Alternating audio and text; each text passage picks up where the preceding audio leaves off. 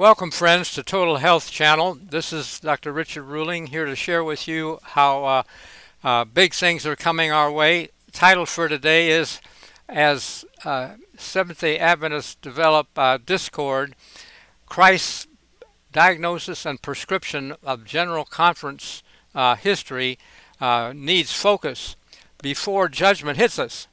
And this is a lot of information. I'm confident that most people need to understand the end time period that is about to start, and it lasts 7 years. This is seen in Revelation 11, verse 3. God says he's going to give power to his two witnesses for 1,260 days.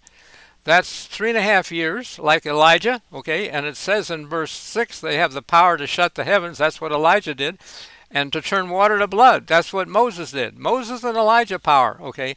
Just like Moses and Elijah came to tell Christ what's going to happen next spring, I want to share with you what I think is going to happen this coming spring, because Leo, that was elected as Pope in May, is the last Pope, okay? It's in Revelation 17, verse 10.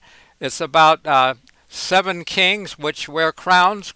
Popes wear crowns, and that's, Revelation 17 is really about popes and papacy.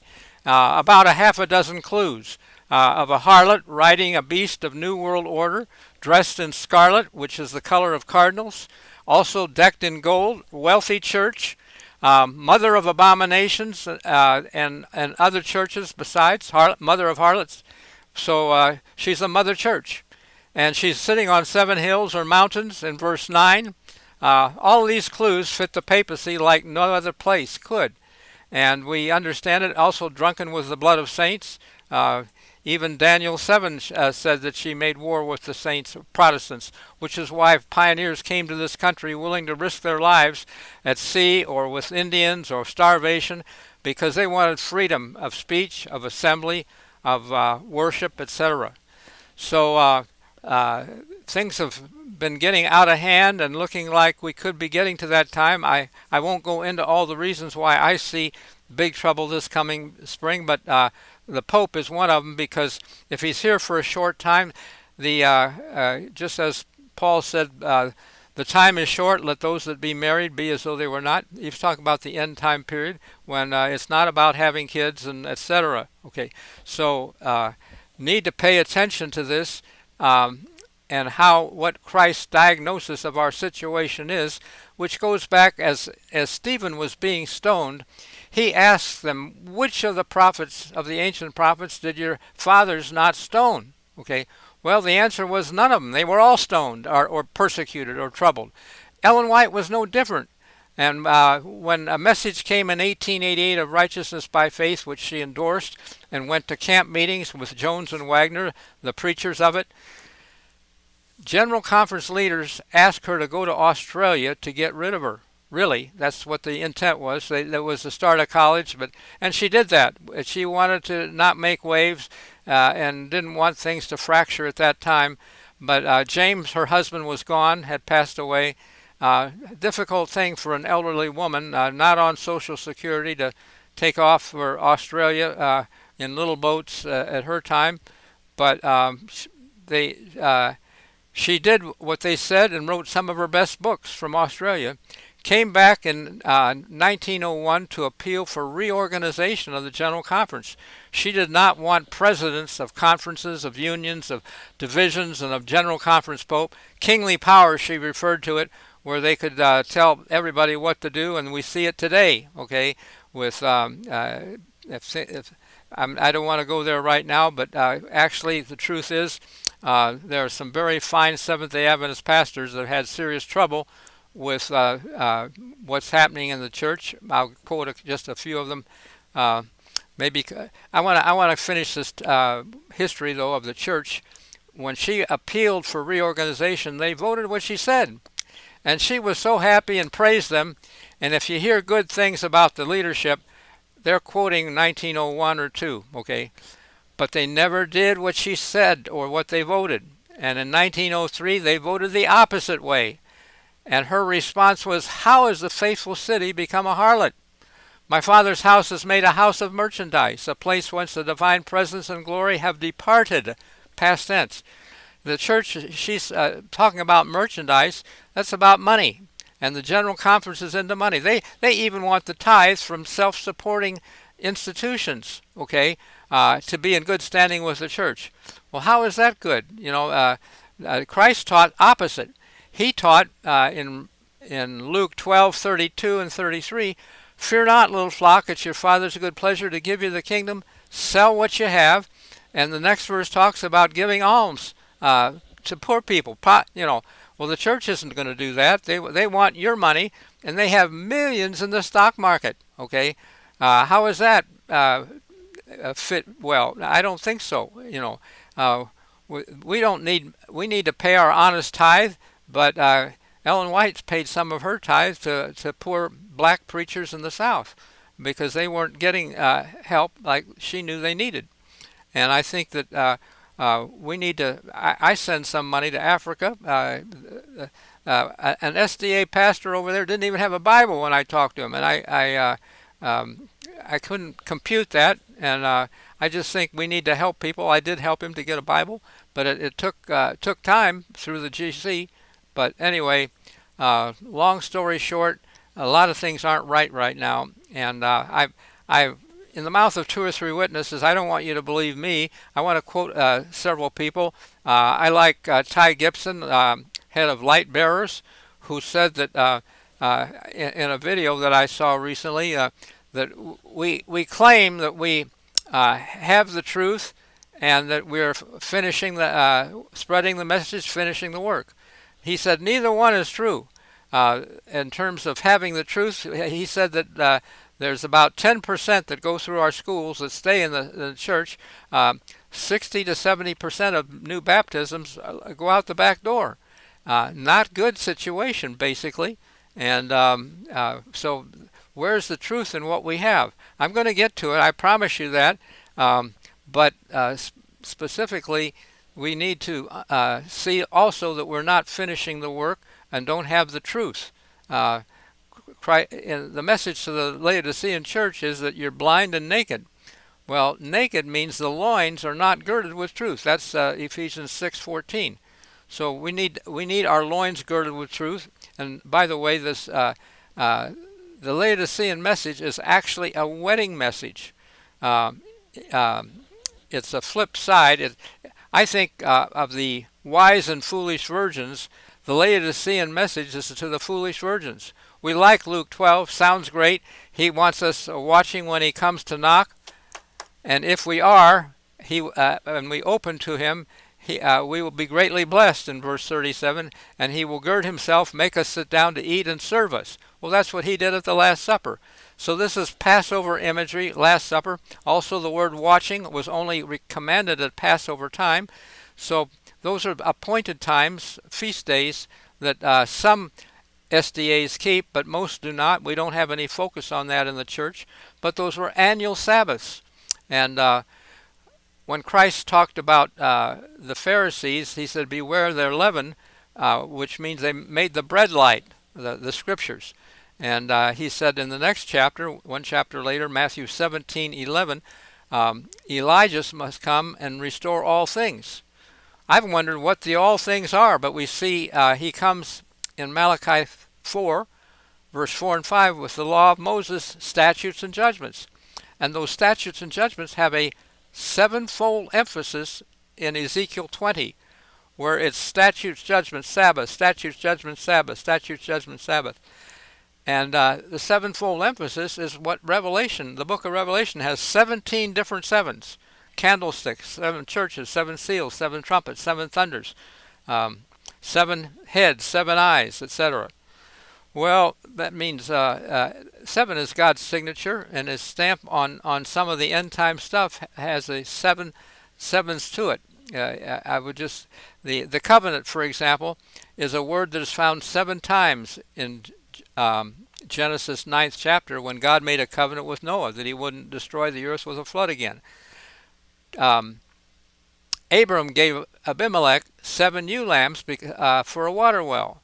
God gave Israel 7 holy days, annual Sabbaths, for a covenant that he wanted. But in the end time, let me back up and say that God got an ignorant bride. It was Israel was passive. Yeah, we'll do whatever God said, but were not into it very much. And 40 days later, they worshipped a calf, and bad situation. But we need a covenant, and we need to do better than they did. And I'm seeing that when Israel came back from Persia, they read the book of Deuteronomy and wanted to renew their covenant, and it said they sealed or signed to it. But there are 7 seals in Revelation 6 chapter, and I'm seeing that they have a contextual link to topics that have been edited out of Christianity, mostly by the papacy, mother of abominations. And we just need to understand better what those topics are and be prepared for when Christ comes to knock, that we are into those 7 things and offer them to him, that we will live for them like Israel did. When Shadrach, Meshach, and Abednego were about to be thrown into a fiery furnace, they said, King, you can throw us in if you want, that's all right, but we're not going to bow down. Well, the church has bowed down in doctrines and teachings to the papacy because we are very much like them in about 7 topics, okay? And I'll just give you a couple examples. The covenant is one, by the way. In the second seal, the red horse takes peace from the earth with a great sword. Okay, well, when God made a covenant in Exodus 34, verse 10 and 11, he says, "Behold, I make a covenant. It's a terrible thing I'm going to do with you. I'm going to drive out the Canaanite." So it meant war, and war is coming, and we will need a covenant for God's protection. And in Joel 2, verse 31 or 32, whoever calls on the name of the Lord will be delivered, protected. We need that covenant for that. But the truth is we don't know the name. We call God, I grew up thinking that God's name was Lord and Lord's name was God. I didn't know there was an actual name that translators ripped out of the Bible. The Tetragrammaton is called because there are 4 letters. And the Hebrew letters are Yod, He, and Vav, and another He. But the fact is that because they are translated as Lord in all caps, you can go to the 10 Commandments and you'll see in the second commandment the name Lord in all caps once, in the third commandment twice, in the fourth commandment 3 times, and one more time in the 5th commandment. Honor your father and your mother, that days may be long upon the land which the Lord, all capital letters, God gives you. Well, we need to understand what that name is, what a covenant, how we can make a covenant, the statutes and judgments that are part of the law in this country. When people murder or rape somebody, they go to prison for a few years, get paroled, and they do it again, maybe, sometimes. And also, if you steal something, you can go to jail. But in Bible times, the jails were not loaded. They had to repay 5-fold for an oxen, though, that they stole, or 4-fold for a sheep if they were a poor person and stole a sheep. So don't steal. The law of the Lord is perfect, it says in Psalm 19, and it converting the soul. How do we get converted? If I had to repay 4 sheep or 5 oxen for one that I stole, I think I would get converted soon, because or if I had to witness a stoning from either rape or murder, don't do those things. Intend to kill. If 2 men fought and it kept escalating and somebody died, that was a different situation, and you had to plead your case before a judge or flee to a city of refuge where you could be protected. Anyway, I want to share with you, and I have now, the importance of 7 seals, and I want to also share the fact that our Advent history is not what it should be, because I understand in a debate, the person that can define the terms wins. And my point would be that Ellen White, for the last time, defined the church in her last book, page 7, 13, and 14, as the church as a covenant-keeping people. And she says, to them will be fulfilled all the covenant promises made by Jehovah to that ancient people. that was in her book, The Captivity and Restoration of Israel. You don't know it by that title because Pacific Press changed her title after she died in 1917. They published Prophets and Kings. Well, it was really, I think we should honor what the deceased prophets witnessed because it had a message.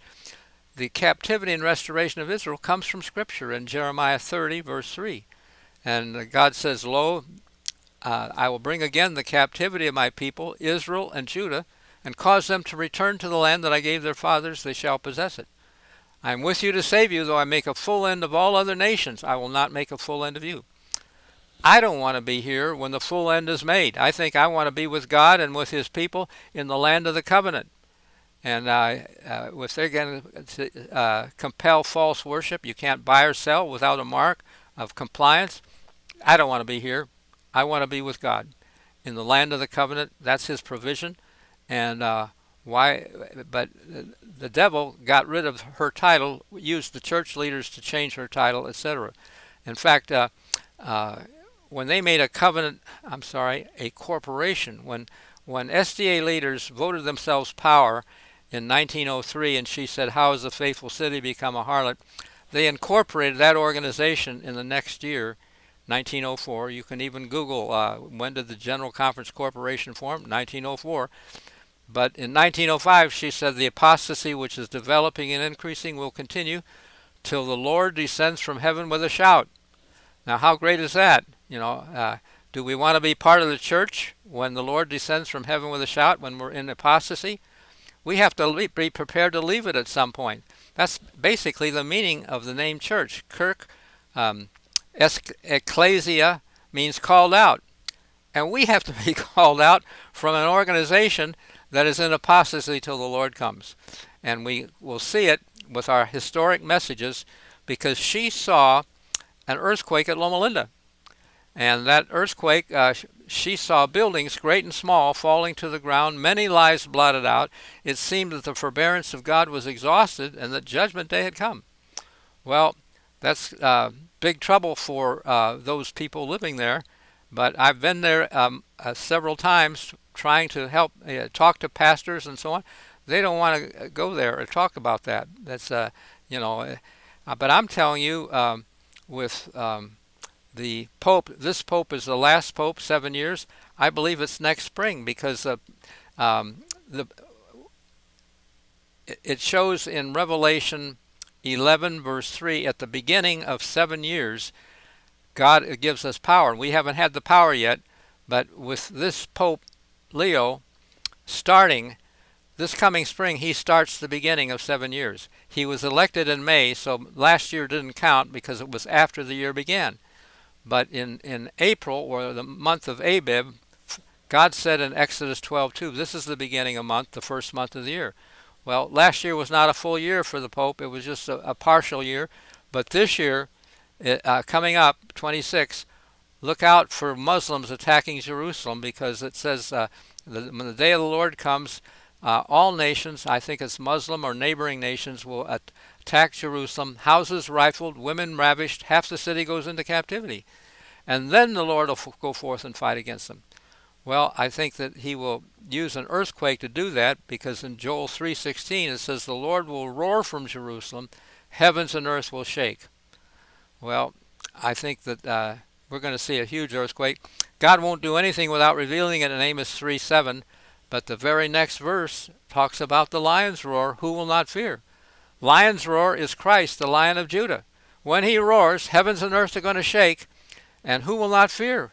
Fear God, give glory to him. First angel's message is when we see Muslims attacking Jerusalem, we need to give the first angel's message of warning and get out of Jerusalem, which is over there. It's hard for us to warn them very clearly, but we should send a message to them. I've been doing that a little bit by email, but Ellen White says Jerusalem is a representation of what the church will be if it refuses to walk in the light God has given. That's 8 Testimony, page 67. You can write these references down if you like and look them up. In page 247, she says, we're not walking in the light. And on page 250, second paragraph is where she says, "How is the faithful city become a harlot?" We lost it when those General Conference leaders voted power and not according to what Ellen White said they should do. And that's why they're telling people like Ron Kelly and Conrad Vine and David Gates, etc. These are, in my opinion, great men living for God the best they can with a lot of information, but they're in trouble. Ron Kelly was fired. I think he's been rehired, as I understand it now. But Conrad Vine also, he's not rehired, but he called attention to the fact that the church mandated a bad shot, and I could have shared that too, tried to. There's three big clues in the scripture, and I'll give you two of them, easy to tell you right now. We know that Christ was a great physician. Luke was a physician. But if you look at physicians with an S, every reference, 5 of them, are negative. Christ healed a woman with an issue of blood who spent all her money on physicians and was no better. And King Asa, I believe it was, that it says he sought not the Lord, he sought physicians. Well, that's telling you there's two different things, and you should be seeking the Lord. Job said his friends that were counseling him were all liars and miserable physicians. So those are examples of not good. And in Revelation 18, verse 23, sorcery deceives all nations, we read, but the word for sorcery is pharmakia. It's about drugs. Somehow Jesuits infiltrated the translation process, and we don't understand. I don't see sorcery deceiving all nations, but I do see pharmacy doing that. I'm a retired physician, and I know that adverse drug reactions are a leading cause of death, but the CDC never reports that because they're in business with pharma. So anyway, I'm running longer than I expected on this. I want to suggest that you get more information. I taught health at Loma Linda University, featured in this National Geographic cover story, Secrets of Living Longer, and they wanted the Adventist Health Study. They paid $40 million to learn why Adventists live 7 years longer. Well, I could have saved them some money, and it was really because of the writings of Ellen White. Specifically, especially, this DVD on eating helps people. I've became a vegetarian in early teenage. I grew up frying my own hamburgers and eggs and eating, helping to finish off a half gallon of ice cream on a Saturday night. But I changed after I became baptized and went colporteuring. I became a vegetarian in academy, high school, and have lived that way most of my life. And I'm 83 and going on 84. Great health, in my opinion. Don't want to trade it for all the pills that Merck or Pfizer have. But this DVD can help you to reverse most disease without prescription drugs, and you get it if you buy my book, digital or audio, both together, special Christmas pack. You can hear it while you're doing other things or driving, and it has some of Ellen White's chapters on diet and home, etc. Like in the home. This is health, happiness, and destiny. Just as health comes from obedience to health laws, happiness comes from obedience to moral laws, and destiny, if we appreciate the Creator, there are spiritual Bible laws that we need to pay attention to. So, but this is not a preachy book, and it's not about prophecy so much, but if you have a health problem, high interest and value, and for $14.95 you can get both of these. If you went on Amazon, you would only get a DVD, this DVD, for $14.95 and a few dollars shipping. But for that same price, you get a companion book with a link that you can send to anybody, and you don't have to pay postage to send it. So go to my website, 3 words everybody wants: health, happiness, and destiny. You spell the and out also, so there are 4 words: health, happiness, and destiny.com, and get this as a Christmas pack to share to your whole mailing list. one purchase, you can give something nice to everybody, and they will, I think, love you for it if they take the time to read it. I've had 5 stars. In fact, it has a 5-star review from Grady Harp. He's a top 100 Hall of Fame reviewer from Amazon. He said, splendid book. He gave it 5 stars. So anyway, go to Health, Happiness, and Destiny. God bless you, and see you again at the top.